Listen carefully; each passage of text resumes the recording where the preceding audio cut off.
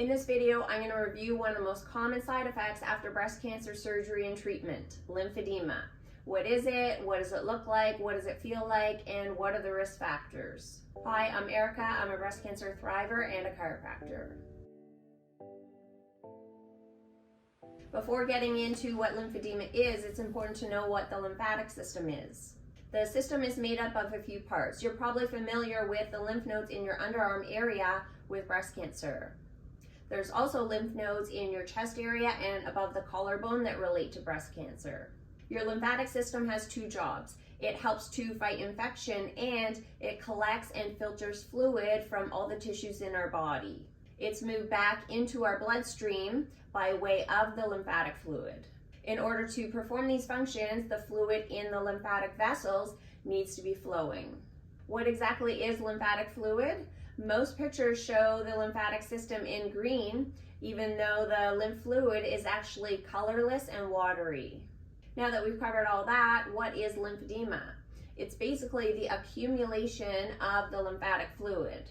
If the pathways that the lymphatic fluid travels through are blocked or compromised in some way, the fluid can't drain properly and then you'll get a backup of that fluid.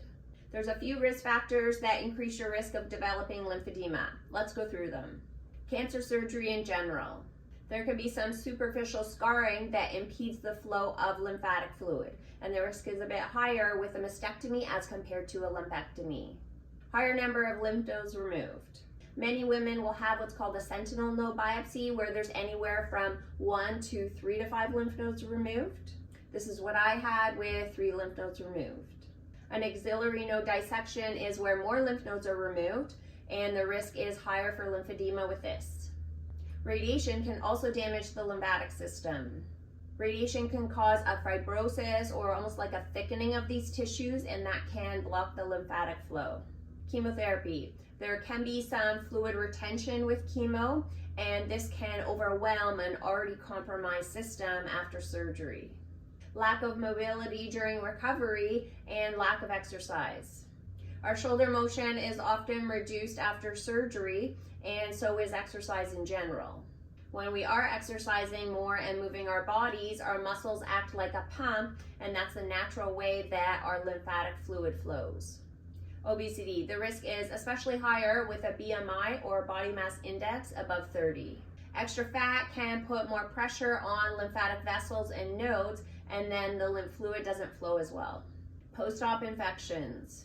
With infections, our bodies can get inflamed, and then the lymphatic system has to work even harder to try to clear this fluid, so sometimes it can get more backed up. What are the most common areas for lymphedema with breast cancer? Usually in the breast, chest, side of the torso, and that can be sort of in the front area, the side, or towards the back, and then in the arm and hand on the side of treatment. The reason that the breast and arm are so affected is the lymph nodes that were removed during surgery drain those areas. What does lymphedema look and feel like? Lymphedema is classified into 4 stages. The symptoms can be quite variable, and they may also come and go. Some women can have multiple symptoms, while other women may have 1 or 2 symptoms. Let's go through some of the most common ones.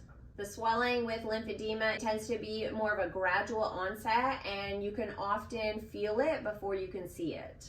If you have swelling down your arm or into your hand, you may notice that some of your jewelry is a bit tighter. Like when you take off your watch, you see where the indentation of the band was, and the same thing happens when you take your rings off. You may also notice the veins in the back of your hand don't look as noticeable as they do on the other side, and even your knuckles look a little less pronounced, almost like the swelling fills in those areas. If you have swelling in the side of your torso, when you take your bra off, you have an indentation line where the elastic band of the bra was. You may also have it on the other side, but if you compare side to side, it will be more significant on the lymphedema side. If you push into your skin where you have swelling, you can almost see a temporary indentation. It almost feels like those memory foam pillows, you know, where you push in and then it takes a second for that pillow or your skin to rebound. A heaviness, fullness, or an achy sensation. This is a hard symptom to describe if you've never felt it. I found myself putting my hand on my upper chest a lot and just holding it, as that's where I felt that heavy and full sensation. I usually described it as more of an uncomfortable feeling rather than pain, but the word uncomfortable sounds really mild, and it definitely wasn't. Some women, like I said, can also describe this as more of an achiness. Less mobility. This is typically in your arm and shoulder, but can also affect your wrist. A buildup of lymphatic fluid in these areas can make movement of your arm or shoulder a bit more difficult and even painful. It can almost feel like some of those areas just don't work as well as the other side. Tightness. It can feel like your skin is too tight, and this also goes along with a sensation of stiffness. You can imagine if there's some swelling, then this will put some extra tension on the skin. Increased firmness. Over time, there can be some fibrosis that develops in some of these areas, so the tissues can feel a little bit harder and more firm. How common is lymphedema? It occurs in about 1 in every 5 women treated for breast cancer. That's a lot. Hit that like button so more of these women can find this information. When does lymphedema typically start? It can take weeks, months, or even years to develop. It most commonly appears within weeks or months after surgery and or radiation. Anytime I had a side effect like lymphedema, I always found it helpful to hear other women's experiences. I realized that lymphedema is not the same for everyone, but I wanted to share my experience as an example of what to expect. For reference, I had a double mastectomy with a sentinel node biopsy, and I had tissue expanders placed at the time of my mastectomy under the muscle. About a year later, I had my exchange surgery where tissue expanders were swapped out for implants. My lymphedema symptoms didn't start with swelling. If I were to backtrack before I noticed swelling, I found that my shoulder on my radiated side was aggravated. It was tighter after my mastectomy with cording, but this was different. It was a new degree of tightness and soreness in my shoulder. This was exactly 3 months after I finished radiation. Then 2 weeks after this, I noticed the swelling part of lymphedema start. The swelling, or I usually called it a puffiness, was in my breast, chest, side of the torso area, a little bit into the back of the torso, basically from my underarm area about midway down. I was really fortunate. I didn't have any swelling down my arm or into my hand, which can be really common, and I know some of you watching are experiencing this. The changes happened gradually, but at the same time, it felt like it started overnight. I even emailed my surgeon's office wondering what the heck was happening, because I didn't realize that what I was feeling in this area was the start of lymphedema.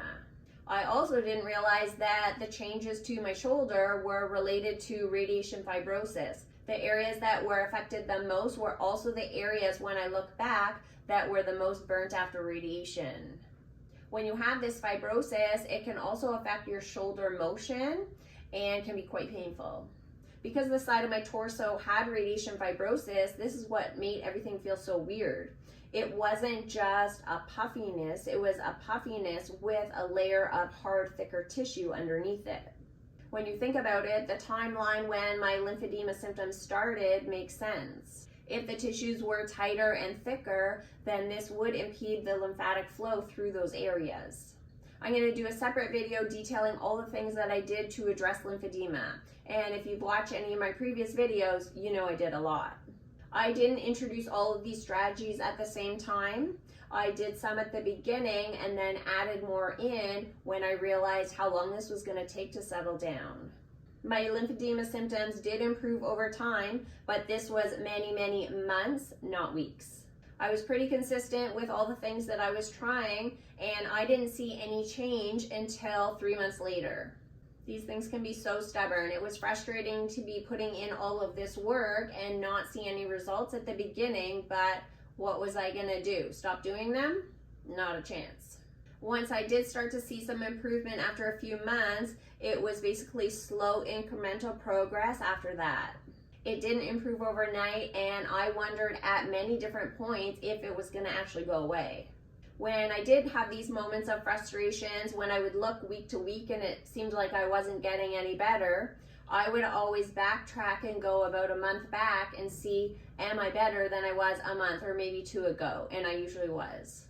It was about another 2 months before things really started to settle down. So this was 5 months after the symptoms initially started. When I went into my exchange surgery, my lymphedema symptoms were about 70% better. I was initially fine after my exchange surgery, so I had no aggravation of any of the lymphedema symptoms. I was taped like a mummy for 2.5 weeks, and once those bandages came off, you could see the puffiness start back, mostly in my breast, upper chest area, and then that side torso. Thankfully, the lymphedema never went back to what it was at its peak after that first surgery. It was a number of months again after this surgery where the lymphedema symptoms started settling down. The swelling in my whole trunk area was significantly less. The swelling in my chest and breast was up and down and took much longer to settle down. Is my lymphedema gone? Almost. I'm about 90 to 95% better. If I wear a bra, I'll still get a little bit of an indentation when I take it off, and then I'll have a slight puffiness above that, but it's nothing like it was before, but I can still see a difference as compared to the other side. There's a section in my upper chest area where I'll periodically get a bit of swelling, but it's quite mild. Watch out for some upcoming videos on how to address lymphedema. Until then, keep active, as that's one of the most effective strategies to reduce lymphedema. See you next time.